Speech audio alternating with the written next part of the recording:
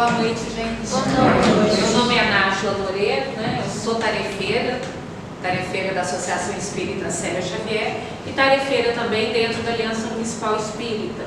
E dentro da Aliança eu coordeno alguns departamentos, o Departamento de Assistência Espiritual à Casa Espírita, onde a gente faz um trabalho de recepção, atendimento fraterno, curso de passe, também na área do DDD, divulgação doutrinária, que é um trabalho de sensibilização para o estudo da doutrina espírita dentro da Casa Espírita, porque, por incrível que pareça, ultimamente se estuda tudo dentro da Casa Espírita, exceto doutrina. E agora um projeto que é um projeto de criação de uma nova área, um novo departamento. E durante a nossa fala hoje eu vou dizer o motivo, que é o departamento da família, né? Porque a gente lembra tanto da criança e do adolescente, do jovem dentro da mocidade, mas a gente esquece que os pais hoje precisam mais de ajuda do que as próprias crianças e jovens. Nós vamos falar isso no nosso trabalho de hoje, na nossa fala de hoje. Mas antes, a gente vai passar um videozinho de 3 minutinhos. Eu não consegui trazer ele traduzido, ele está legendado em português, mas eu gostaria que vocês prestassem atenção, porque muito do que vai ser trazido hoje aqui na nossa discussão está em cima desse vídeo, que é um vídeo de prevenção ao suicídio, feito nos Estados Unidos para adolescentes. Vocês não querem chegar mais pra frente, pessoas? Tá bem, tá tudo certo. Tá frio. É o frio? A gente desliga agora. Tô sem óculos. Não, hoje tá uma maravilha isso aqui. Tô sem óculos. Não, tá bom. Vamos lá? Vamos lá.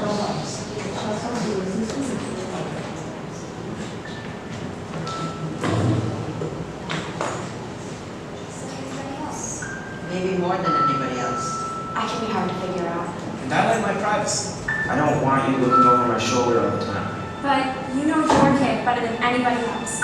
And if you think he's acting different than usual, Acting really down, crying all the time for no good reason. or getting really mad, not able to sleep, or sleeping too much, Shutting her friends out or giving her stuff away. acting reckless, drinking, using drugs, staying out late, Suddenly not doing stuff he used to love. or doing stuff that's just not like him.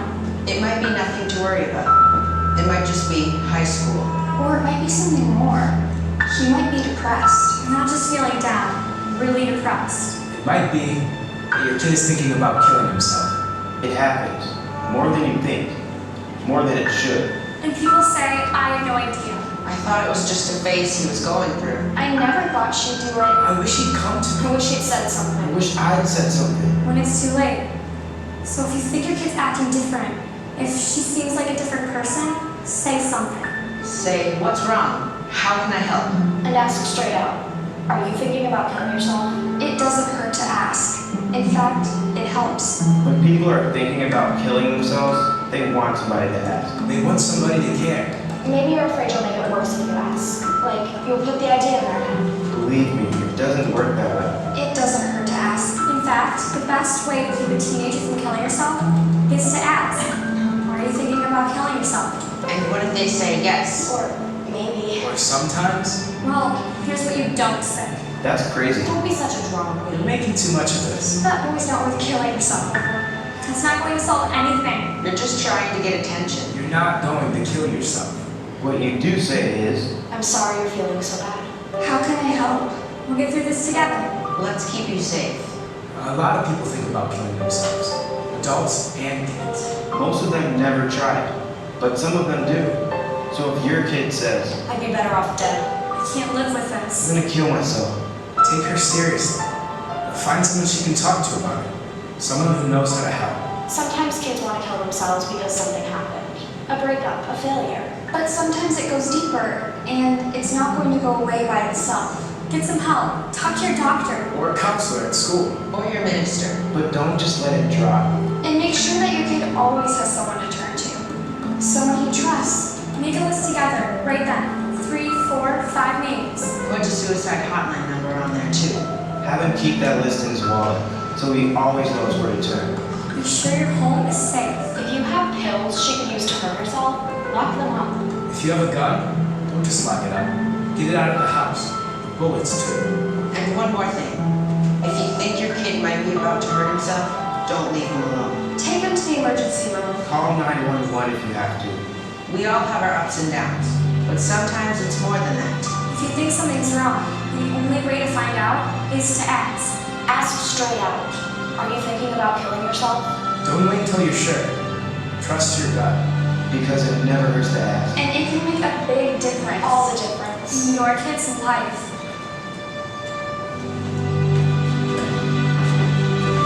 Esse vídeo é um vídeo de prevenção ao suicídio para jovens, né? Pena que aqui no Brasil nós não temos um trabalho voltado com tanto empenho como tem sido feito. E eu vou trazer números para vocês, números alarmantes. A Organização Mundial de Saúde, quando percebeu que o suicídio era um problema mundial, reuniu vários países para adotarem políticas públicas de prevenção. Porque é fato, é realidade. Nossas crianças e nossos jovens estão se matando. Nós temos dados e estatísticas que crianças de 6 a 8 anos cometendo suicídio. Eu estou com uma última pesquisa que foi feita em 2015 nas capitais brasileiras. Adivinha qual foi a capital que apareceu em primeiro lugar no número de suicídio de jovens? São Paulo. Belo Horizonte. Então, quando a gente discute o tema, né, e a gente discute o tema com certo alarme, alarde, é para mostrar para nós espíritas que a nossa responsabilidade é muito grande, porque está havendo uma demanda muito grande de procura de socorro, de consolo, de esclarecimento, de famílias com casos de suicídio, não só aqueles que a gente chama de sobreviventes, os enlutados, que são aqueles que perderam ou familiares ou amigos de trabalho para o suicídio, mas também recebendo jovens com ideação suicida, principalmente jovens meninos de grupos de risco, como o caso de homossexuais. Aí eu pergunto para vocês, como acolher, como orientar, né? O que a casa espírita, será que a casa espírita está pronta para isso? Eu percebo que ainda não. Porque trabalhando nas casas espíritas, não só aqui na capital como no interior, a gente percebe ainda uma mensagem equivocada, informações equivocadas. Quando as pessoas chegam à casa espírita, ainda aquele discurso de julgamento, de condenação, ainda aquele discurso que tudo é obsessão, obsessão. Nós, às vezes, nos colocamos como espíritas, esquecemos que somos espíritas, esquecemos que aquele indivíduo que chega na casa é um espírito e que traz tendências, propensões, dificuldades de um passado. A gente não percebe que o outro ali não é só o outro naquele momento, mas há toda uma bagagem por trás dele. E onde se manifesta isso? Da mesma forma que a gente tem as doenças que se manifestam fisicamente, a gente tem a doença da mente, a doença mental. Então hoje a questão do suicídio é um fenômeno complexo. Não existe um fator, nós temos vários fatores. A pessoa se matou porque perdeu o emprego. A criança se matou porque o pai morreu, a mãe morreu. Não, sempre são multifatores relacionados ao ato do suicídio. Mas a nossa responsabilidade como instituição religiosa, instituição que for filantrópica, instituição cristã, é saber como acolher e receber essas famílias, sem um discurso de julgamento e condenação. Nájila, mas como é que fica a questão do estudo do suicídio, loucura e tal? Bem, esse tema, isso é para ser tratado dentro de grupo de estudo e não em reunião pública. Dentro de um grupo de estudo, você pode discutir a fundo todas as consequências do suicídio, já da forma nua e clara. Mas numa reunião pública, onde você está recebendo um público heterogêneo, que está buscando um consolo, a nossa palavra nunca pode ser de condenação e julgamento. Né? A gente tem que lembrar do exemplo de Jesus. Deixar de falação, adoração e começar a prática da ação. Da ação da boa vontade, da ação do amor, da ação da empatia, da ação do carinho, da ação do acolhimento. Porque são números alarmantes. Nájila, suicídio é falta de Deus, falta de fé. Bobagem. Isso é um mito. O ano passado nós tivemos casos de suicídio de espíritas aqui em Belo Horizonte, incluindo 2 lideranças de mocidades espíritas. O suicídio está relacionado a uma doença mental. Só que existem dezenas de tipos de transtorno mental, desde o transtorno mental a que a gente chama de depressão, esquizofrenia, a mudança de humor, bipolaridade, as síndromes, fobias relacionadas à questão social. Quem é psicólogo, psiquiatra sabe disso. Mas em pleno século XXI, a gente ainda continua com o preconceito de achar que quem procura psicólogo e psiquiatra é doido. E isso é um pensamento equivocado. Da mesma forma, quando seu filho tosse, você não procura um pediatra? Se você está passando mal, você não vai no clínico? Se você não está bem com seus sentimentos e emoções, você tem que procurar um psicólogo, tem que procurar um psiquiatra. Nós somos um homem completo. Então a casa espírita cuida do espírito, mas o médico lá fora, o terapeuta lá fora, o psicólogo lá fora vai cuidar do corpo. Então a gente tem que ter um bom senso. Não adianta trazer a criança e o jovem que está com uma dificuldade em lidar com emoção e sentimento só para participar de uma evangelização ou de uma mocidade, se ele não tiver um acompanhamento também psicológico e psiquiátrico, se ele tiver com dificuldade em lidar com emoções. Ele pode vir e tem que ser trazido na casa espírita. É o que eu falo lá para os meus pais, lá na reunião de pais que eu coordeno no Célia Xavier.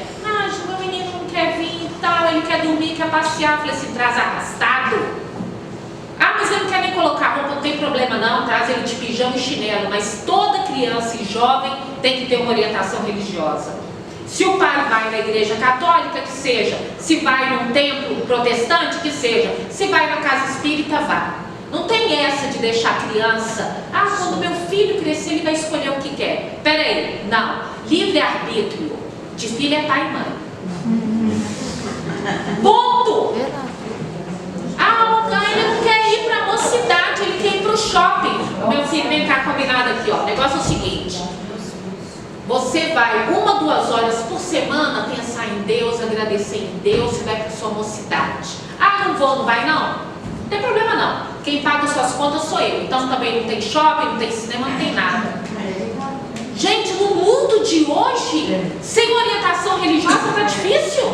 Com orientação está difícil. Não acho que isso é um absurdo, tem que respeitar a privacidade do filho. É esse tanto de respeito de privacidade que nós vamos ver isso aqui, ó. O que está acontecendo? Na sua casa você deixa qualquer um entrar? Não, é. Mas como é que vocês deixam a internet liberada para os meninos?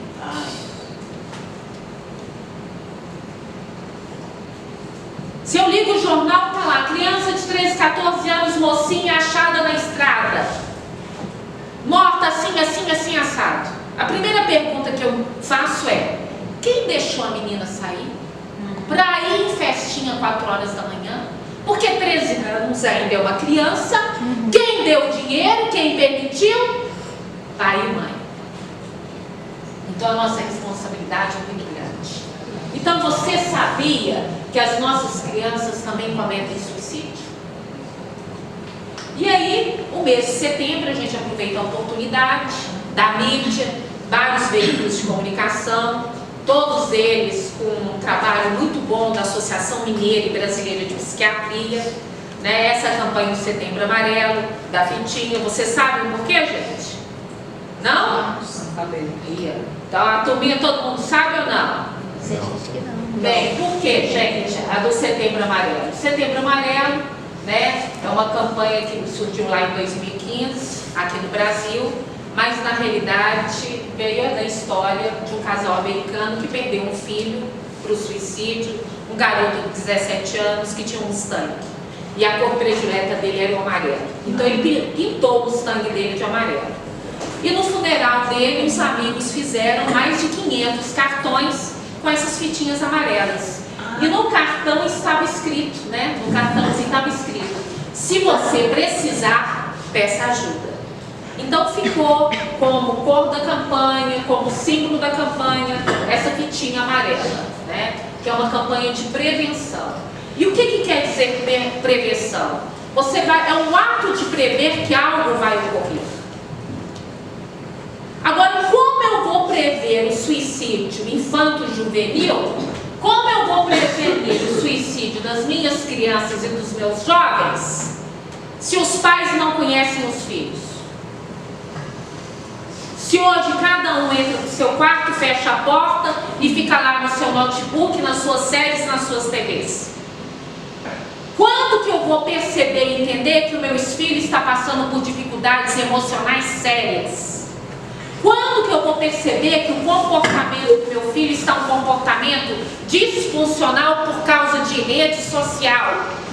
Porque hoje o negócio é o seguinte, nós estamos lascados. Se você não é magrinha, YouTube de sucesso, rico e famoso, você é um fracassado. É a mensagem que está passando para os nossos jovens. E com o corpo perfeito. Então é o que eu falei, magrinha, né? Não pode comer.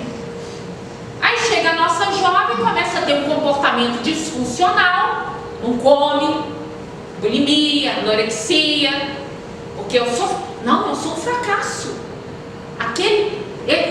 Bonita, eu tenho que ser bonita sim. Tudo por causa de rede social, Instagram, Facebook, etc. Pai, trabalha o dia inteiro, cada um entra no seu quarto, bom dia, beijinho, tchau, tchau. Terceiriza a educação para a escola, coitada, que não dá conta nem da instrução de tirar a educação, ou terceiriza lá para as secretárias, empregadas, babás, etc. Foi feita uma pesquisa há 2 anos atrás, aqui em Belo Horizonte, da participação dos pais na vida escolar dos filhos. Quanto que vocês acham que deram de porcentagem? 10%. Não. Menos. Menos. Vai, continua, gente. 2,3%. Nossa. Aí quando o menino está tomando bomba, pai e mãe vai lá brigar com o professor. Não vai em reunião, não sabe o que acontece com o menino. Então hoje a maior causa de depressão, dificuldade com os nossos jovens, as nossas crianças, é quase que um abandono afetivo por parte da família. Então se eu não percebo que meu filho está com uma mudança de comportamento, desde a alimentação, do sono, agressividade, irritabilidade, como é que eu vou perceber que tem alguma coisa errada? Como é que eu vou perceber que aquele menino já está manifestando algum tipo de transtorno? Principalmente se na sua família tem casos em primeiro grau. Porque até a doença mental, ela é hereditária. A esquizofrenia, por exemplo, é hereditária. E todos nós sabemos que cada criança, cada espírito já traz uma programação, já traz uma tendência. Então hoje a Organização Mundial de Saúde alerta para o aumento de suicídio nos últimos 45 anos.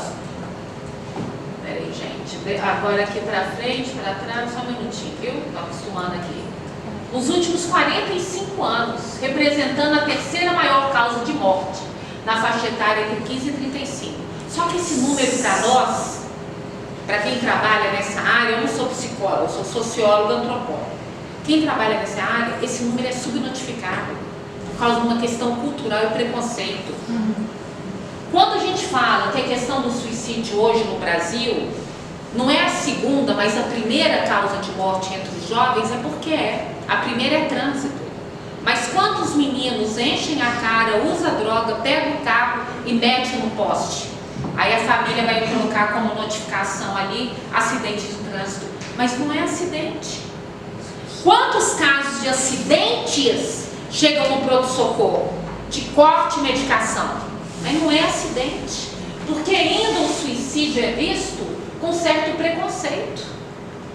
Agora vamos imaginar que em cada suicídio de uma criança que chega no pronto-socorro para receber atendimento, por trás dele existem mais 300 casos de tentativa.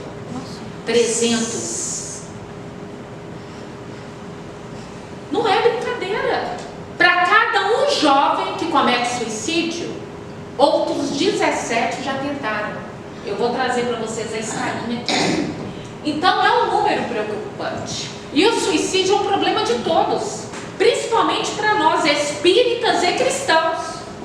Mas é um problema dos educadores, das pessoas que trabalham na área de saúde, é um problema para as lideranças espíritas, lideranças à frente de tarefas de evangelização, de mocidade, de família. É um trabalho que tem que ser feito na base. É um trabalho onde você começa com a família mostrando para ela, olha, vamos mudar a nossa estrutura familiar, a nossa dinâmica familiar. Vamos investir no relacionamento entre as pessoas. Cada um agora, televisão no quarto jamais. Computador trancado não. Vigilância dos pais no tempo de internet dos filhos. Isso cabe a nós. Quem trabalha com família dentro da casa espírita tem que trazer temas atuais, dos desafios atuais, dos problemas que a família passa lá fora e discutir isso na casa espírita. Quem trabalha com mocidade tem que entender quais são os fatores de risco, grupos de risco, quais são os sinais de alerta. A evangelizadora se recebe em casa, se recebe na sua salinha uma criança que de repente mudou de comportamento e começa a falar tanto em morte, tem alguma coisa errada. Porque a criança, ela não fala suicídio, ela nem sabe o que é suicídio. Até porque o entendimento infantil, gente, de suicídio, não preocupem em ler não, que depois eu passo tudo para vocês, viu? A criança, até 7 anos de idade, ela não tem noção do que é a morte. Ela acha que a morte é algo que pode, que ela pode voltar. Igual desenho animado. Não tem Papalégua? Ele morre e volta, morre e volta. Da mesma forma, a criança tem essa noção. Então, quando ela começa a falar muito de morte, manifestar o desejo de morrer, ela não vai falar de suicídio. Ela só vai falar que quer dormir o tempo todo, que está cansada dessa vida, que não quer ir para a escola, que ninguém gosta dela. É uma fala pessimista. Mas é só depois de 8 anos que a criança tem uma noção mais ou menos do que é a morte. Mesmo ainda não é uma noção exata do que é a morte. Então, o evangelizador e a família tem que estar alerta. Então, existem vários sinaizinhos que já vai acender a luzinha na cabeça da família para entender. Aquela criança ou aquele jovem não está sabendo lidar com as suas emoções e os seus sentimentos. Por mais que eu seja um pai presente ou uma mãe presente, mesmo assim eu vou entender que aquela criança precisa de uma ajuda de um profissional. Então é um trabalho em conjunto. Mas eu só vou perceber isso se eu conviver em família. Então a dinâmica da família tem que mudar. A família tem que entender que ela precisa de um tempo dela, com ela, que apesar de toda essa vida, dessa correria, eu tenho que investir na qualidade de convivência, que essa história de ficar achando que filho merece tudo do bom e do melhor é papo furado, você está estragando o filho de vocês, que essa fala, vou dar para o filho, meu filho, tudo que eu não tive, vocês têm que abolir isso do vocabulário. O que o filho de vocês precisa é carinho, amor e disciplina, limite. Não é do último iPad, iPhone, ai não sei das contas que saiu não. É por isso que a nossa situação está assim, ó. Estamos criando jovens, crianças vulneráveis. Vulneráveis. Então é preciso que a gente entenda a complexidade desse fenômeno, para a gente poder entender e identificar situações de vulnerabilidade, tanto da criança quanto do jovem. Quando eu detectar esses sinais de alerta e esses fatores de risco, eu vou ser capaz de construir e articular uma rede de vigilância, prevenção e controle. E quando eu falo vigilância aqui, não é só aquela vigilância de quartel, não. É vigilância de convivência. Passar a fazer atividades em conjunto com a criança e com o jovem. Ter momentos de lazer com o filho. Antigamente, quando a televisão ficava na sala para todos, tinha a sessão pipoca da família, era o momento que se sentava, conversava, como é que foi seu dia, como é que tá tudo, tá bem, não tá, brigou com quem, o que aconteceu, o que eu posso ajudar. E você sabia o que acontecia com seu filho, porque você estava olhando para a cara dele, era olho no olho. Hoje a mãe está na cozinha mandando mensagem no WhatsApp, vem comer. Hoje você vai nas festas na casa de família da avó, mesmo que o espaço fosse pequeno, a brincadeira da gente era atormentar primo. Hoje não, senta um na frente do outro, meu filho vai e conversa com seu primo, não, nós estamos conversando aqui pelo WhatsApp, um de frente para o outro. Os meninos não brincam mais, a criança não é mais criança. Então, quando você entende como é que as nossas crianças estão se tornando vulneráveis, você é capaz de entender o que está acontecendo e mudar essa situação. E a proposta hoje é aqui. Então, o suicídio ainda, gente, é cercado pelo desconhecimento, pelo medo, preconceito, pelo incômodo. Então, ai, se eu falar para as minhas amigas que meu filho está indo para o psiquiatra, ninguém pode ficar sabendo disso, porque senão vão achar que o menino é doido. É essa visão que a gente tem que abolir, esse preconceito. Mas espera aí, seu filho está doente e você não leva no clínico, por que você não pode levar no psiquiatra? Porque a mente, o cérebro, também é um órgão vital também. Se as coisas não estão funcionando bem aqui, as ligações, a química não está direitinho, tudo está errado. Principalmente na criança, que fisicamente começa a manifestar. Vocês já viram uma criança de 12 anos tendo pânico, síndrome do pânico? 12 anos! Isso é frescura? Não é não, gente. A mente controla o corpo. Então esse preconceito ele tem que ser deixado de lado. E outra questão que a gente tem que lidar é que o suicídio ainda é visto como um problema individual. Não. O suicídio é um problema social. O suicídio hoje é um problema social. E nós não podemos permanecer em silêncio. Porque o Brasil, por exemplo, participou, junto da Organização Mundial de Saúde, do projeto, do planejamento, para que o índice de suicídio diminuísse. Só que o Brasil é o único país que, ao invés de diminuir, Brasil, México e África, o suicídio aumentou. Em todos os países, inclusive o próprio Estados Unidos, o índice de suicídio caiu. Aqui no Brasil só avança. Porque não adotou uma política pública adequada, porque ainda não se fala abertamente, sem preconceito, sem condenação sobre o suicídio.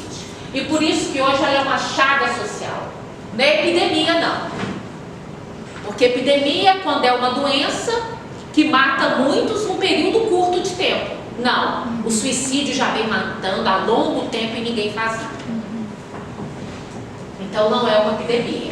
Então, o psicólogo, psiquiatra da Associação Brasileira de Psiquiatria, o Dr. Antônio Geraldo, ele fala que é o preconceito que estrangula a prevenção. E ele vai mais além.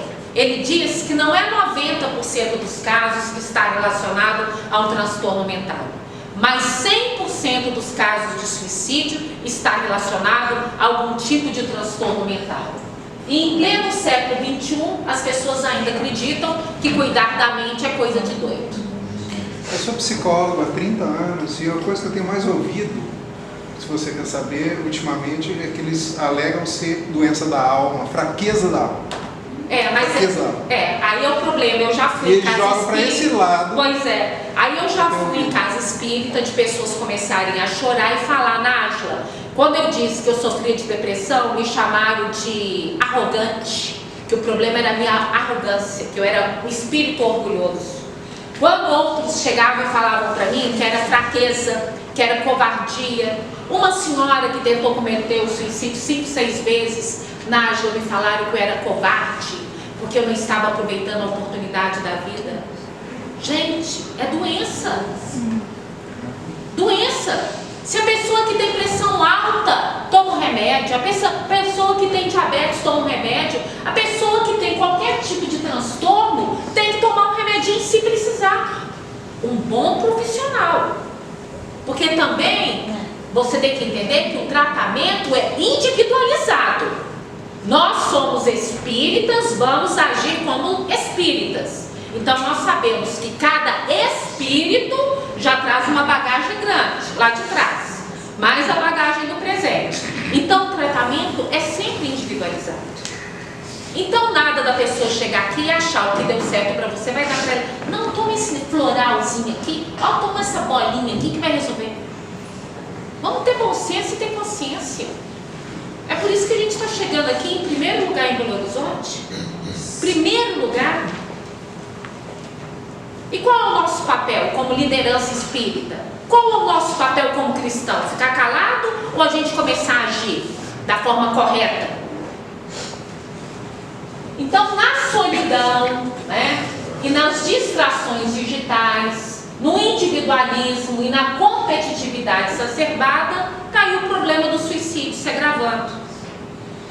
Porque agora nós pensamos só em ter o melhor carro, ter a melhor casa, a cada dia lança um celular diferente.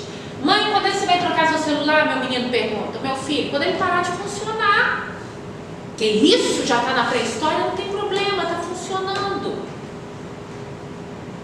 Mas essa competição sempre para o melhor, aí a pessoa não entende nada, já tenho tudo, mas eu estou vazia. Lógico, você está indo para o caminho errado, minha querida. Hoje, você quer se satisfazer como pessoa completa, não é o ter, é o ser. É você se desvincular de todas essas fantasias que as redes sociais estão nos trazendo. Todo mundo feliz, bonitinho, sorrindo, ninguém tem problema, né? A propaganda de margarida, família margarida, isso não existe. Todo mundo tem problema, todo mundo tem dificuldade. A forma de lidar com a dificuldade que é o problema, que é a chave da questão. Se você se entregar, as coisas vão ficar mais difíceis. Mas se você lutar, vai ficar mais fácil. E não dando conta sozinha, peça ajuda. Casa espírita. Não tem esse nome à toa. A gente tem que entender que a casa espírita é a extensão da nossa casa. Mas quantos companheiros nossos aqui, passando por dificuldades, problemas, vai procurar ajuda em outra casa espírita?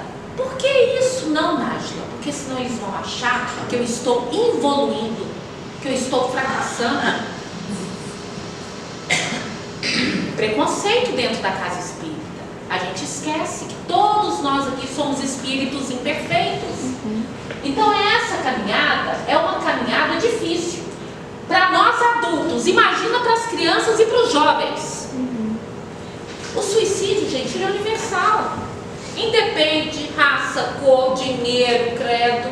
Ele é bem democrático.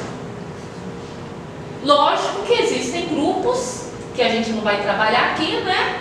De risco.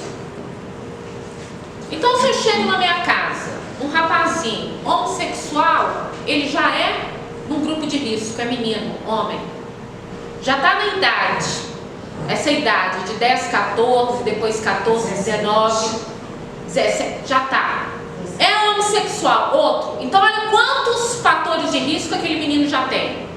Então, aí eu tenho que, eu como atendente, eu como coordenadora de mocidade, eu tenho que ficar atenta. O menino já faz parte de um grupo de risco, eu tenho que perceber a mudança do comportamento dele. Gente, jovem é assim mesmo, é irritada à toa, são os hormônios. Espera aí, isso é passageiro.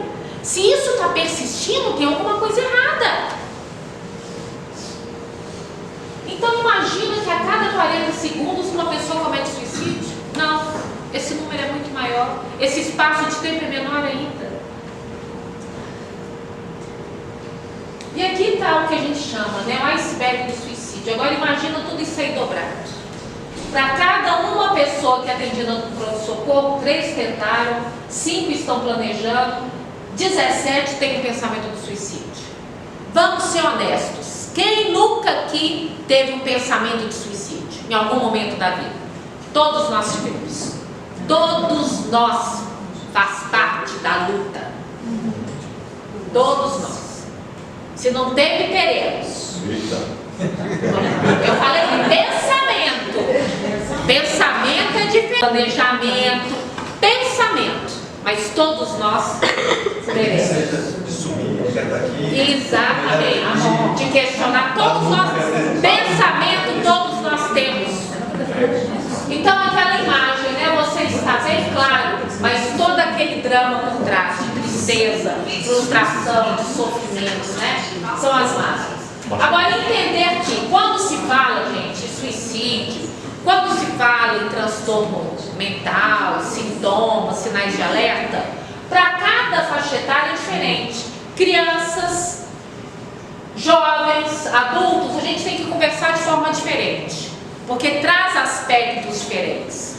Então, criança, por exemplo, até 12 anos, a gente percebe uma irritação fora do comum, redução ao interesse tudo aquilo que dá prazer a ela, brincadeira, um isolamento, queda no rendimento escolar, sensação de cansaço, ansiedade e dores mesmo pelo corpo, dor de barriga, dor nas pernas, dor nos braços, uma apatia, ou come demais ou come de menos, ou dorme demais ou dorme de menos, xixi na cama, tudo isso é sinal de alerta. Ah, mas isso é próprio da idade. Não, tudo aquilo que persiste e permanece, gente, não é próprio da idade. E quem conhece os filhos que tem, né, sabe que quando há uma mudança brusca de comportamento que está permanecendo, um jovem, uma criança extremamente extrovertida, que depois se retrai, vamos investigar o que está acontecendo. Não é próprio, não é característica daquela criança.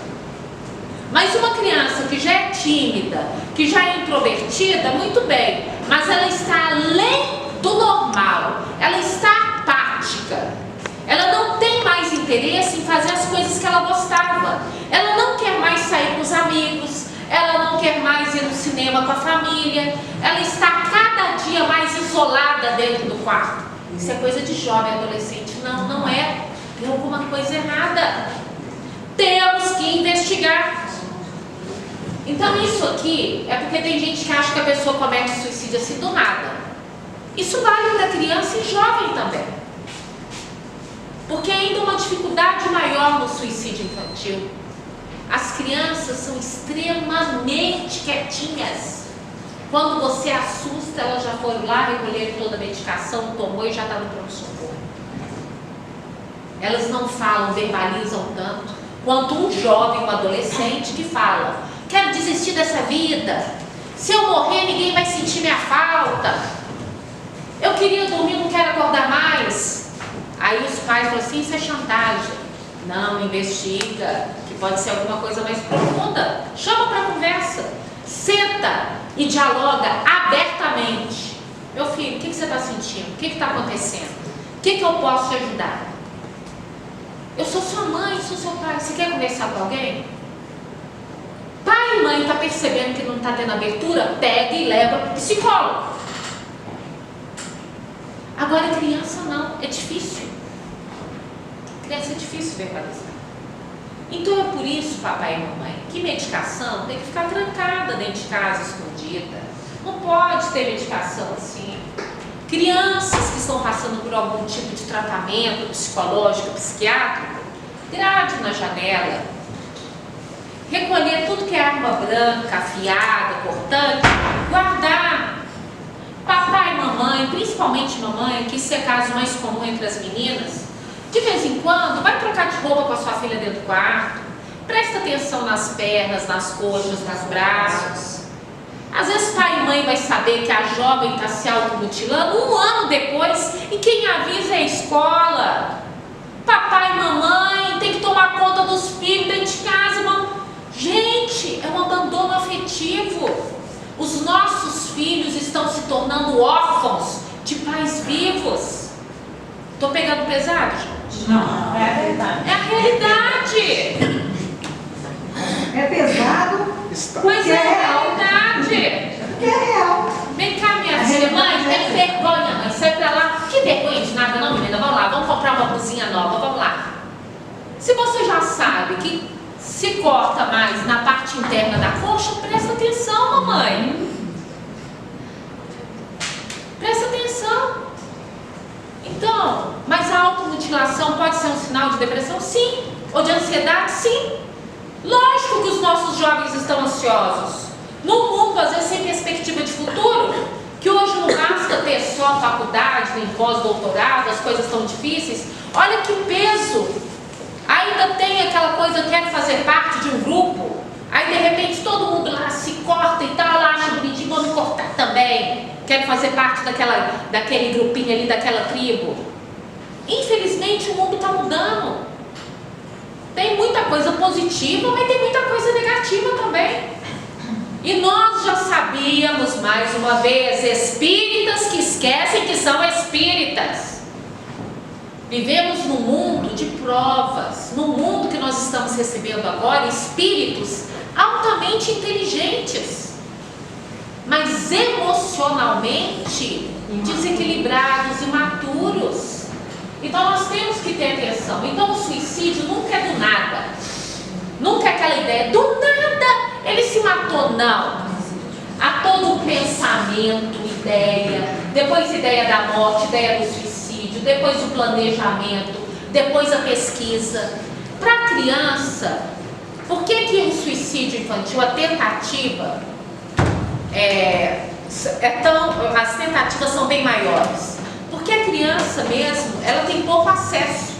Quanto maior o acesso a instrumentos para o ato, complicado fica.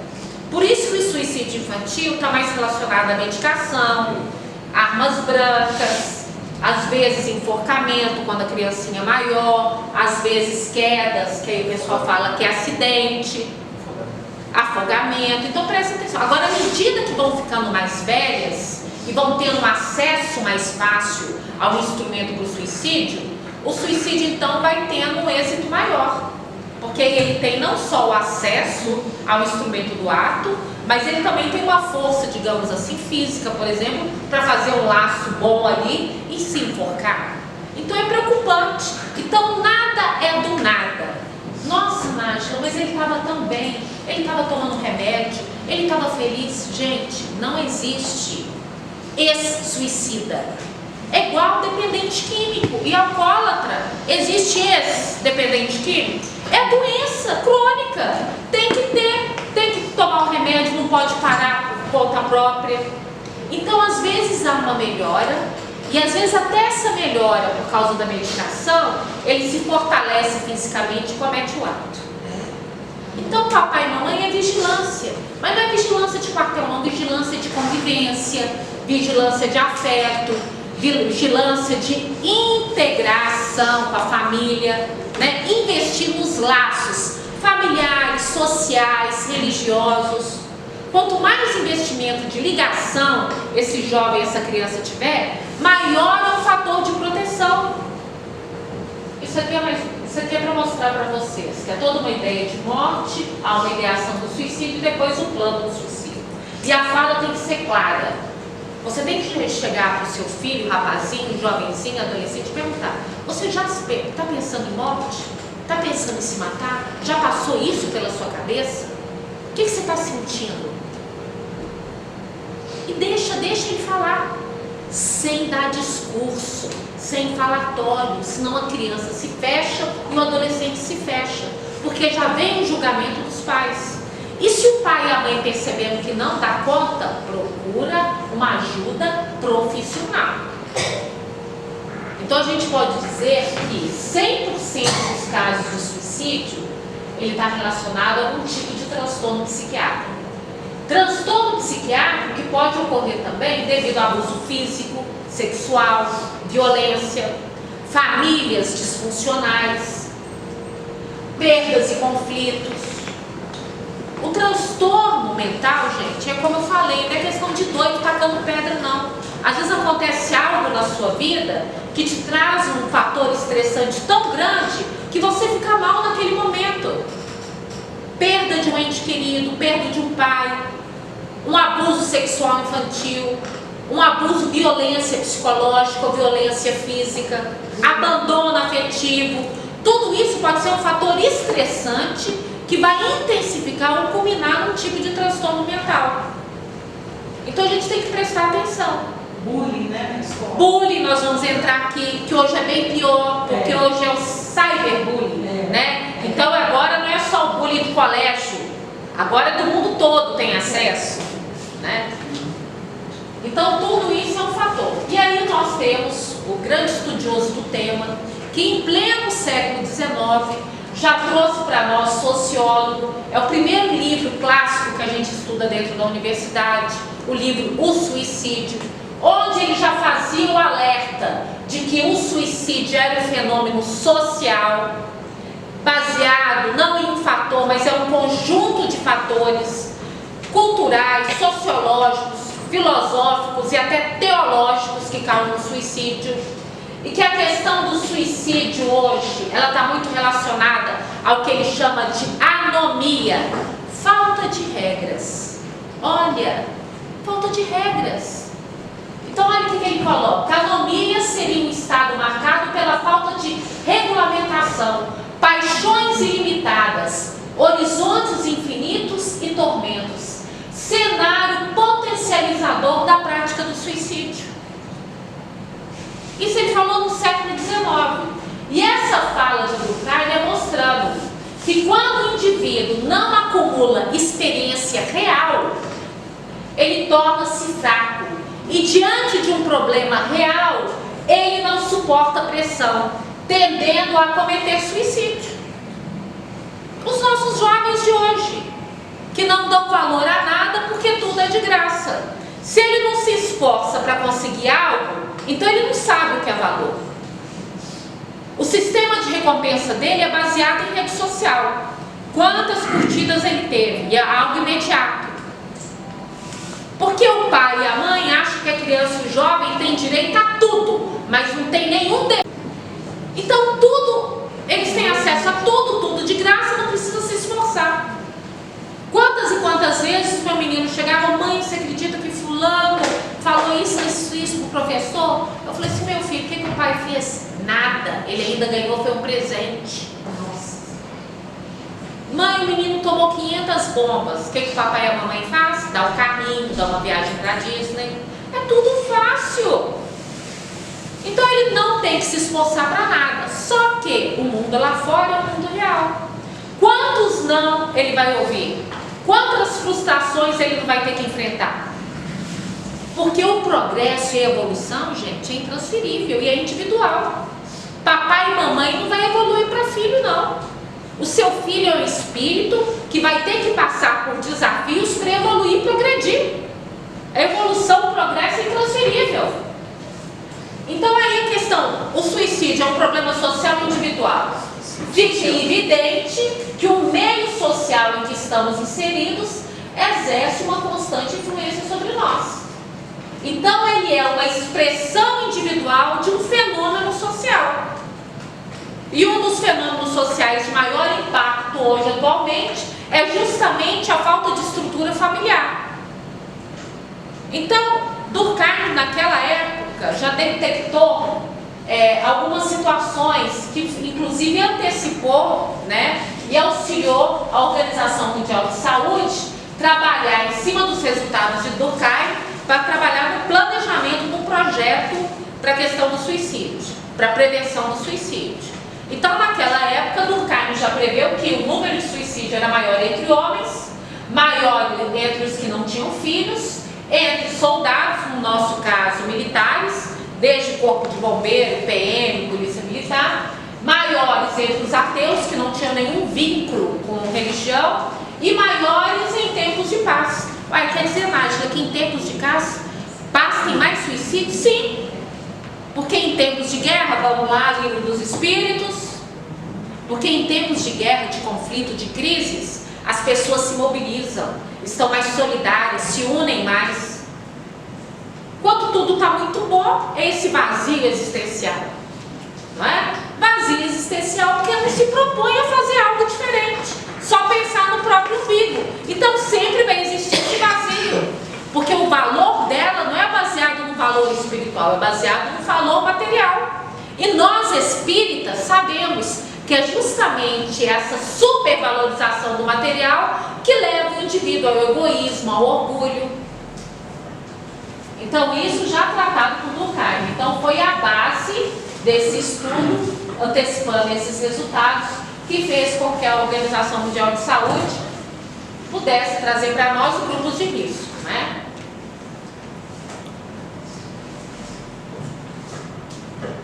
Então a suicidologia, vocês tiveram a presença aqui de uma suicidóloga semana passada, que é a Vivian Zicker, 30 anos trabalhando na área da psicologia e 20 anos estudando o fenômeno do suicídio. E a suicidologia é uma ciência que abrange não só a psicologia, mas também a psiquiatria, a filosofia, a sociologia e a antropologia. E uma das verdades absolutas, uma das certezas que eles têm é que o suicídio não tem uma única causa determinante. Essa é a certeza absoluta. A fulano se matou porque perdeu o emprego. Não. Ninguém aqui tem problema financeiro, tem? Ou já teve? Já teve uma desilusão amorosa? De amizade? Cometer o ato? Não. Então, cada caso é um caso. Ela com certeza deve ter trazido para vocês que eventos da vida todos nós temos, mas que esse nosso jardinzinho aqui sempre tem que estar irrigado. Como é que nós, espíritas, irrigamos esse jardim aqui? Fazendo o quê, gente?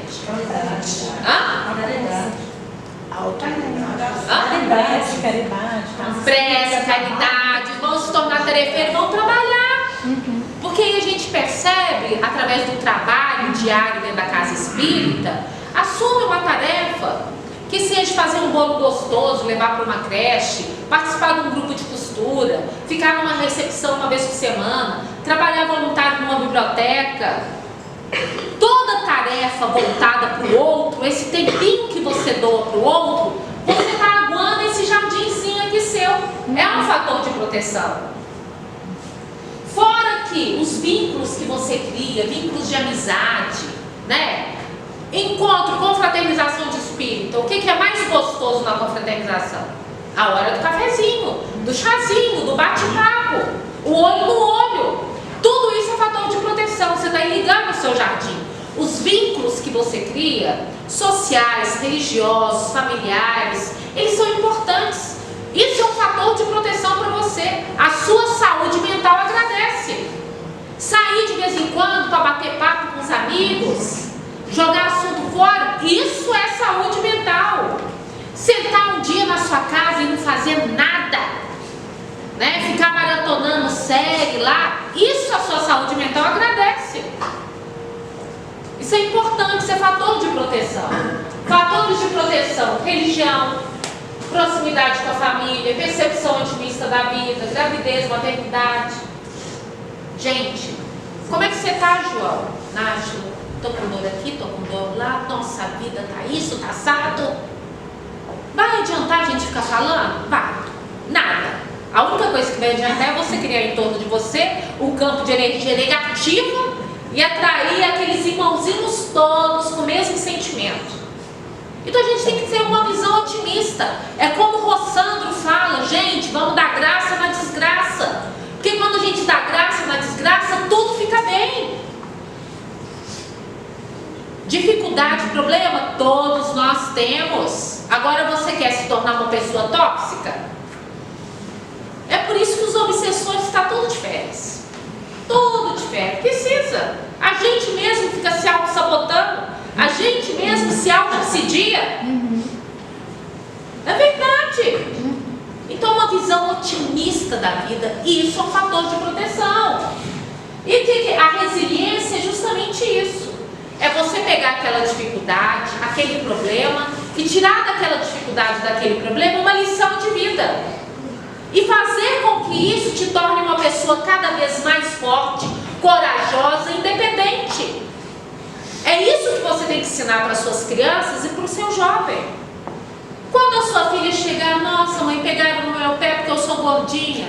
Você fala assim, minha filha, pois é, você é diferente, linda, maravilhosa e tal, não sei o que, não sei o que. Você tem que mostrar para ela aquele problema que ela desafia, para ela tirar de letra, para ela se ver, elevando a autoestima dela. Então ela transforma um problema e se cresce com aquele problema.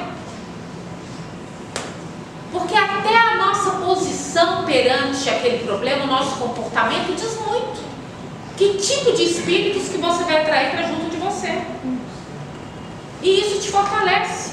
Mas nós, espíritas, esquecemos que somos espíritos. Esquecemos que tudo que nós pensamos, falamos, a nossa forma de agir, interfere no nosso dia a dia. Suicídio e doenças mentais. Isso foi um trabalho que foi feito mostrando que 100%, gente, dos casos de suicídio está relacionado a algum tipo de transtorno mental. Em primeiro lugar, o transtorno de humor. Depois, o transtorno por uso de substância psicótica. Depois, esquizofrenia. Então, tudo isso mostra para nós que o suicida não é um fraco, não é um fracassado, não é um covarde. é uma pessoa doente. E quantas pessoas deprimidas chegam para mim e falam, Nájila, eu preferia ter um câncer do que ter depressão? Falam, sabe por quê? Porque quando você fala que é depressão, a pessoa já olha assim para você com desdém e imagina, é falta de um tanque de roupa para lavar. É a fala ainda, por incrível que pareça. Então a depressão é uma doença. Essa depressão, ela leva a problemas psicomotores, fadiga, culpa excessiva, baixa autoestima, alteração da libido, alteração do peso, desequilíbrio do sono, estado deprimido e a anedonia, que é a falta de prazer. Não tem mais prazer naquilo que lhe dava prazer antes. De assistir um filme, de sair com os amigos, de trabalhar. Então é importante. Então, lembrar que a depressão como doença, ela tem que ter um tratamento. E a depressão na adolescência? Na depressão entre as crianças e os jovens, ela é mais grave ainda, porque ela é silenciosa. Por que o número de suicídio é maior entre os meninos, os jovens homens, do que entre as meninas? Porque a mulherada já fala muito mais naturalmente, né? Então as meninas procuram mais ajuda, falam mais, chora, é mais dramática. Os meninos não se fecham mais. Até por uma questão cultural, né? Cultural. Que exige-se dele, seja homem, homem não chora, não pode mostrar já tem esse videozinho australiano mostrando aí que isso é bobagem, tem que chorar mesmo, chorar faz bem. Sintomas da depressão: tristeza ou sensação de vazio. Lembrando, gente, que é uma tristeza que não tem motivo e é persistente. Tristeza é diferente de depressão. A tristeza tem nome e hora. Nossa, eu tô triste porque meu time de futebol perdeu. Você sabe por que você tá triste. E essa tristeza vai passar. Até o próximo jogo.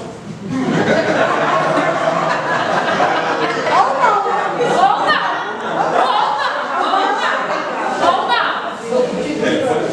Então a tristeza tem um motivo e passa. A depressão não. A depressão é uma tristeza persistente e sem motivo.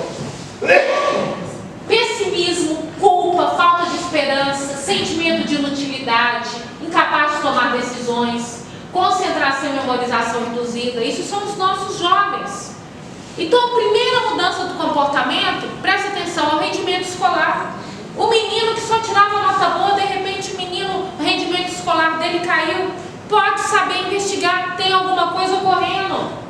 Falta de interesse ou prazer em atividades normais. Adorava música, adorava esporte, de repente para com tudo. Problema na escola com a família, perda de energia, só quer ficar quieto, sentado, sem fazer absolutamente nada. Desejo de responder por monossílabo. Como é que foi seu dia? Bem, sim, não.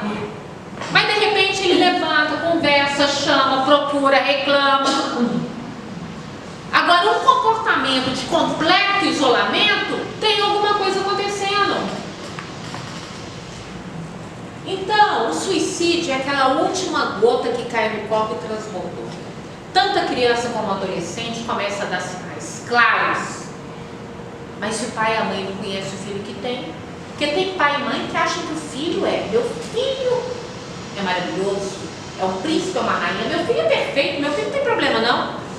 Nasceu no planeta errado, gente. Nós estamos no planeta Terra. Isso aqui é uma escola, um hospital, aqui é todo mundo doente. Quando eu li aquele livrinho lá quando eu li aquele livrinho de Historias Mentais do Jorge Andréia, nossa, eu tenho isso, nossa, eu tenho aquilo. Não. Ninguém é normal aqui não. Daquele velho ditado de louco, médico e louco, todo mundo tem um pouco. Que é isso? Planeta Terra é escola e hospital. Uma música do Caetano, né? Vaca Sagrada, que fala de perto ninguém é normal. Ninguém é normal, e é verdade. Só que às vezes a gente consegue lidar com isso, trabalhando, fazendo um trabalho voluntário, rigando aquele jardinzinho bonitinho ali. A gente cria uma rede de proteção, com amigos, famílias, atividades. Se eu não estou bem hoje, nossa, hoje eu não estou bem. Eu vou ouvir uma música, vou cantar, vou dançar. Agora tem pessoas que não dão conta disso sozinha, precisa de ajuda. Precisando de ajuda, peça. Peça. O suicida não quer se matar, ele quer viver, mas ele quer acabar com a dor. É muito o que acontece com o jovem. O jovem, ele já é impulsivo por natureza, já perceberam? Ele já não consegue esperar nada. O suicídio é a mesma coisa. Ele acha que aquilo vai acabar, mas ele não tem vontade de morrer. Ele tem vontade de acabar com aquilo que está fazendo ele sofrer. E é justamente essa impulsividade do jovem que faz com que o número de suicídio aumente tanto entre os jovens. E vocês vão ver os números aqui. Sinais de alarme, né? Isso vale tanto para jovens como para adultos. Começa a desfazer de objetos de estimação. Nossa, aquela coleção de gibi. O que você vai fazer com isso, João? Ah, eu vou dar para o meu amigo, eu vou vender. O menino era apaixonado com aquilo e de repente quer se desfazer. A pulguinha atrás da orelha. O abuso de droga e álcool. Às vezes escondido. Ah, meu filho chegou de casa da festinha lá de 15 anos. Muito bem. Vai cheirar a boca do seu filho. Ah, que isso, Nájila, não bebe não sei o quê. Deixa eu te falar uma coisa. Tudo que é festa de 15 anos, eu deixo a meninada, todo mundo bebendo muito e pai e mãe não falando nada. Com menos de 15 anos. Aí um passo da álcool para drogas é um passo. Porque um dos fatores, uma das causas do aumento do número de suicídio em Belo Horizonte, uma das questões foi essa. Porque Belo Horizonte tem pouca área de convívio para jovens. Poucas praças, poucos parques. Onde é que é a área de lazer e de convívio para os nossos jovens? Tem 5 em cada 4 esquinas. E a droga hoje é barata, fácil acesso. As faculdades têm mais Exatamente. gente, mais nos barzinhos do que na sala de aula. Exatamente. Dramatizar comportamentos, estar de depressão por um longo período de tempo, porque uma coisa é um estado depressivo, outra coisa é depressão. Mudar subitamente os hábitos alimentares de dormir, não mostrar esperança pelo futuro. E aí, fulano, vamos fazer os nossos projetos de férias? Que projeto de férias? Eu nem vou estar aqui, não sei o que, não sei o que. Atenção, sinal de alerta. Assumir riscos fora do comum, né? Vou escalar não sei aonde, vou fazer rapel não sei aonde, vou apostar corrida não sei com quem. Tudo isso já é um comportamento. É um comportamento de risco. Por que eu digo, e eu vou passar aqui para vocês e falo, que acidente de trânsito não é a primeira causa de morte entre os jovens, é o suicídio. Porque coloca como acidente de trânsito. Mas é suicídio. Um menino que bebeu, encheu a cara, usou droga, e pega o carro dele, coloca 200 por hora e bate numa mureta, é suicídio. Então é a primeira causa de morte. Mata mais do que o HIV e a AIDS e mais do que a violência. É impressionante. Esse número, ele triplica entre jovens homossexuais. Esse número, ele triplica em grupos indígenas, quilombolas, meninos. Esse número vem aumentando na militares e médicos. Por quê? Fácil acesso à medicação, fácil acesso a armas de fogo. Então a gente tem que ficar alerta a isso. No caso da bebida, há dois problemas que eu vejo aqui que eu gostaria de pontuar também. Que é uma visão errada. Primeiro, que ele é socialmente aceito. É uma droga que é socialmente aceita. Isso. E segundo, que é visto com muitos pais como um ritual de passagens. Acho que as crianças têm que começar a beber para provar que começou a ficar adulto. Tudo precoce, exatamente. Então tem casos, por exemplo, de jovens, 14 anos, falando, você bebe, o meu pai deixa. Inclusive, se não bebe, sofre preconceito, porque ainda está no refrigerante e não está na bebida alcoólica. Exatamente. Por isso que Durkheim alertava, é um fator cultural. Sim.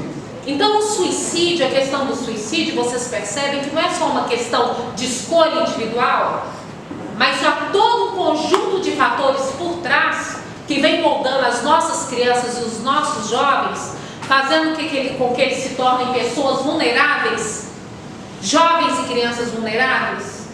Então isso é um sinal de alerta, né? Sinais de depressão, outros distúrbios mentais sejam diferentes entre crianças e adolescentes. Porque o adolescente ainda consegue verbalizar, a criança ainda não. Então o alerta é maior. Agora, esses números que eu queria trazer para vocês. Ao longo das décadas, de 1980 a 2012, nós tivemos um aumento expressivo de 62,5% de suicídio entre os adolescentes de 15 a 19 anos. 65%. Continua ainda. Eu vou trazer dados mais para frente para vocês. Então, o que a gente tem que ficar atento? A criança, apatia, voz monótona, sintomas físicos, dor de barriga, cabeça, dificuldade de dormir, irritação, queda no desempenho escolar, mudança na alimentação. E continua. Cansaço, raiva, perda de interesse em tudo, isolamento, desânimo, xixi na cama, pensamentos pessimistas, culpa excessiva e baixa autoestima. Mãe, é melhor você não me ter, mãe. Eu só te dou trabalho. O melhor seria que eu nem tivesse nascido. Vai ser a fala da criança. Nossa, se eu não estou fazendo parte aqui, ninguém vai sentir falta. Não vai sentir falta na família. Toda essa visão pessimista dela mesma, dessa baixa autoestima, é porque ela não sabe dizer que ela não quer viver. Então é através dessa fala que ela vai mostrar que ela está passando por um sofrimento mental. A cada suicídio infantil, gente, nós temos 300 tentativas. 300! Outro número atual, de 2012 a 2014, suicídio entre crianças de 10 a 14 anos aumentou 40%. 40%. Os métodos são menos letais, porque é mais difícil o acesso aos meios, né? E mesmo a questão ainda de maturidade. Falta até mesmo da força física para se cortar, se enforcar. Agora, esse é o número. De 2012 a 14, 40% de crianças de 10 a 14 anos. Mas você tem tudo o que você quer. Por que fez isso? É a fala constante dos pais no pronto-socorro psiquiátrico quando a criança ou o jovem tenta o suicídio. Você tem tudo, meu filho. Por que você fez isso? Tem tudo o quê? Material? E o carinho, o afeto, a presença, a qualidade. O investimento na relação. O suicídio infantil, e a maioria dos casos está ligado à depressão e é tratável. Ao contrário do adulto, que normalmente planeja a ação, o adolescente age no impulso. Por isso que o número vem crescendo tanto. E hoje ainda a gente tem aí a internet, que entra em qualquer site, blog, esses grupos fechados de conversa chats. A criança ou jovem começa a manifestar, a falar de morte, morte, morte, morte, começa a pipocar vários avisos em cima da criança e adolescente, orientando ela como se matar, como se cortar, como esconder do pai e da mãe, o que fazer ou não. Por isso, gente, que lugar de computador no escuro é em sala, à vista. Você tem que criar mecanismos de proteção. Você tem que controlar o que a sua criança, o seu jovem está vendo. Eu tenho que respeitar a privacidade do meu filho? Não, você está dentro da sua casa, quem manda é você. Não tem privacidade, não. Uma vez chegou lá no Célio um casal chorando. Nós fomos falar sobre a questão do controle da internet. Nájila, pelo amor de Deus, o que eu faço com minha filha? O que aconteceu? Ela postou foto pelada, já chegou no colégio, no bairro, está falando que quer se matar, e o que eu faço agora? Mas vai, minha filha, toma o celular, toma atitude, não sei o quê. E a privacidade dela? Eu falei assim, que privacidade? Agora? Que privacidade? Ela já mostrou tudo que ela tinha que mostrar, que privacidade. E aí, o que eu faço com os meus meninos? Eu perguntei qual que é a idade deles? 21. Gente, então imagina, a criança já tem acesso acesso a técnicas e ferramentas, inclusive para enganar os próprios pais para se matar, para se cortar. Como eu vou saber? Eu trouxe para vocês tudo aquilo, todos aqueles sinais de alerta. Agora, o que é importante você considerar? Que não pode achar que é coisa momentânea ou que a criança ou adolescente está agindo daquela forma para chamar atenção. Eu prefiro pecar pelo excesso do que pela omissão. Só quem vai poder fazer essa avaliação vai ser o profissional, psicólogo ou psiquiatra. Ah, ele só está fazendo isso porque ele quer chamar atenção. Não, isso não é bobagem. O suicídio tem um aspecto importante que é a comunicação. E se os pais não estão preparados e não sabem lidar com isso, usa a ferramenta que você possui. Procura um psicólogo, procura um psiquiatra. Não, eu não tenho dinheiro, não tenho plano de saúde. Vai procurar um teatro, procura um posto de saúde. Se é maior de 18 anos, procura auxílio lá no Hospital Espírita André Luiz. O que a gente não pode é pecar pela omissão, tá? Isso não é bobagem. Detectado o risco, primeira providência é conversar. Parece óbvio, mas não é. Muitos pais fingem que não estão vendo a situação e não adianta. Acham que é algo passageiro que vai passar e não passa. É preciso sempre levar a sério e acreditar no que a criança ou o adolescente diz. É importante ter uma conversa sem julgamento, para que ele não se sinta tolhido em falar. Se vai falar abertamente, fale abertamente. A criança e o jovem tem que se sentir que é amado, acolhido, protegido. E saber que você vai poder contar com você sempre. Mesmo se você é um pai mais firme, mesmo se você é um pai que dá mais limites, mesmo se você é uma nájula da vida, mas vai saber que tem um pai e a mãe ali. Por isso que você sempre tem que ser sincero e honesto com o seu filho, desde o início. A criança tem que saber claramente quais são os direitos dela e quais são os deveres dela. Não tem como você tentar educar quando a criança, o seu filho, já está com 15, 20 anos, não. Ele já tem que saber desde sempre quem é o pai, quem é a mãe, quem manda. Tem que haver uma hierarquia na família. Mas ele tem que entender que ele vai ser protegido e amparado também quando ele precisar. Fatores em crianças e adolescentes podem dar indícios de que há algum risco do suicídio. Abuso de drogas, desorganização familiar, quadro de depressão, alteração de conduta. Muitos filhos vão ter pais ausentes. Isso é uma desorganização familiar. Violência dentro de casa. Começa pai e mãe a discutir. Aí chama a criança para participar da conversa. Gente, conversa de adulto, quem resolve é adulto. Criança não tem que participar. Criança tem que ser criança. Aí os pais se separam. Aí começa a alienação parental. Um pai joga a mão ao filho contra a mãe joga o filho contra o pai. Desorganização familiar. E o menino já se sente culpado. Aí começa a surgir toda a ansiedade, toda a depressão. Então a gente tem que estar atento a isso. Gestação precoce.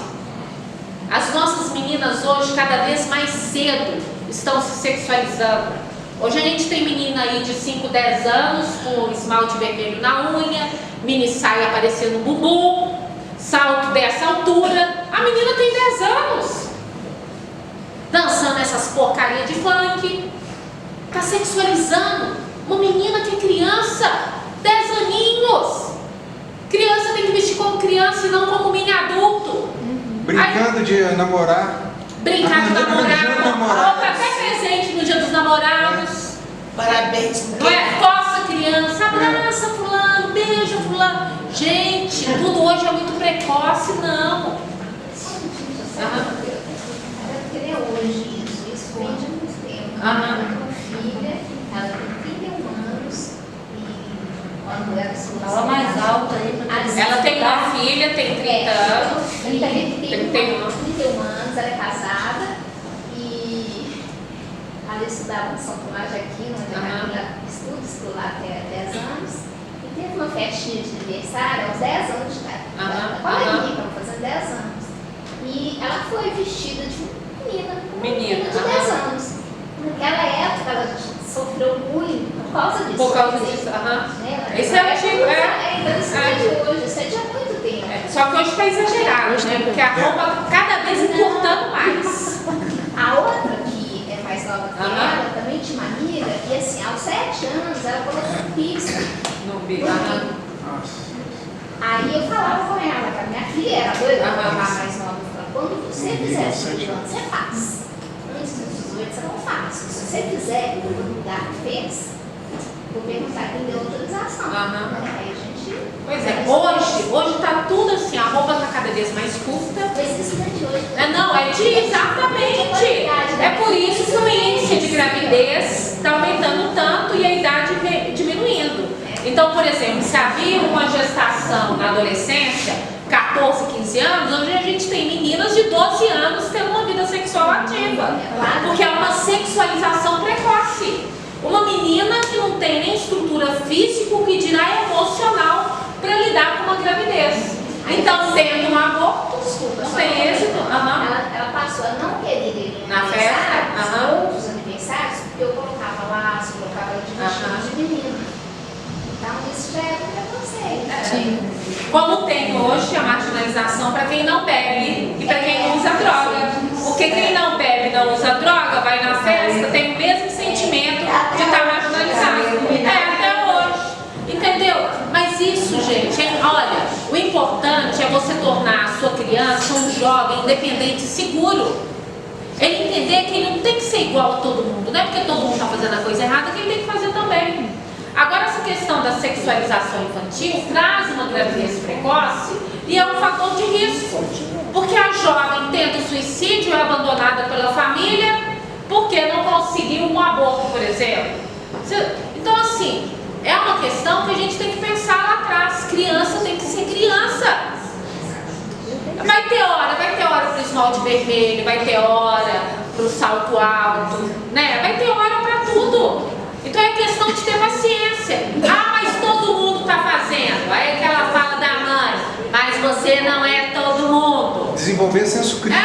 Eu já passei por tudo isso. A minha mais velha tem 21, já passei por tudo isso. Então o que a gente tem que entender é ter persistência e determinação. A educação, ser pai e mãe, não é fácil, mas é a nossa missão e obrigação, não é?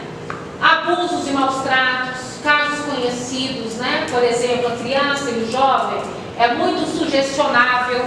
Então, por isso que a gente tem que ter cuidado, principalmente em comunicação social, ao noticiar o suicídio, porque há todo um glamour que envolve a questão do suicídio. É só lembrar dessa série da Netflix, que, por incrível que pareça, vai chegar na 3ª temporada aí, né? Os 13 passos lá no suicídio. Já que é impossível a gente abolir, então senta o pai e a mãe com a criança e com o jovem, quer assistir? Tá assistindo? Tá. Então vamos sentar e vamos conversar. Suicídio não tem nada de glamouroso. Vai explicar para a criança e para o jovem. Porque a criança e o jovem é impressionável. Autolesões, tentativas anteriores. Não é porque está medicado fazendo tratamento que o risco não existe. O risco continua a existir. Então, a Organização Mundial de Saúde traz para nós como segunda causa de morte entre pessoas 15 e 29 anos. No Brasil, aqui, gente, o aumento 65% entre 10 e 14 e 45% na faixa de 15 a 19. É preocupante. E esse número só tem crescido. O que acontece quando o jovem não sabe lidar com a frustração? O jovem que não é desenvolvido emocionalmente. É a geração que a gente chama de geração casca de ovo. Então, na primeira frustração, na primeira dificuldade, não dá conta. Aí o primeiro passo é o vício. O segundo passo é a ideação suicida. Com todos aqueles fatores, né, de risco. O suicídio entre criança e adolescente não deve ser visto como tabu. Pois os jovens precisam aprender desde cedo a lidar com as questões humanas, as emoções e também frustrações. Estamos vendo uma nova dinâmica familiar. Hoje, nossos jovens extremamente inteligentes falam mandarim, inglês, francês, espanhol, viajam o mundo todo, mas não sabem lidar emocionalmente com o sentimento. Primeiro término de namoro já começa a entrar em processo depressivo. A geração casca de ovo. E a rede social? Aí eu pergunto para vocês, né? A rede social causa ou não causa um aumento no número de suicídios? Lógico que sim. Né? E para encerrar, já está na hora, né? Eu vou trazer para vocês aqui uma fala de 5 dicas fáceis, né? Que é levar seu filho regularmente no psicólogo. Converse com seu filho, cuide da alimentação dele. Por incrível que pareça, a alimentação e sono é importante no desenvolvimento, não só físico do filho, mas psíquico também. Mantenha-se informado sobre a vida escolar do seu filho e fique atento a qualquer comportamento diferente dentro daquela listinha que eu trouxe para vocês. Mas a mensagem final que eu quero deixar para vocês, que a gente tem que cuidar da saúde mental e emocional do nosso filho, é tão importante quanto cuidar da saúde física da criança e do adolescente.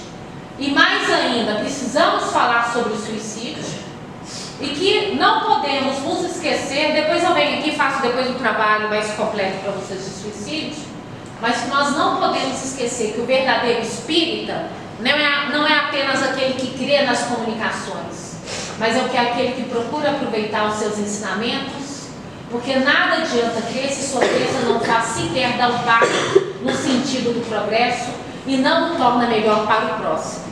E o nosso próximo, mais próximo, são as nossas crianças e os nossos jovens dentro das nossas casas que estão sendo abandonados.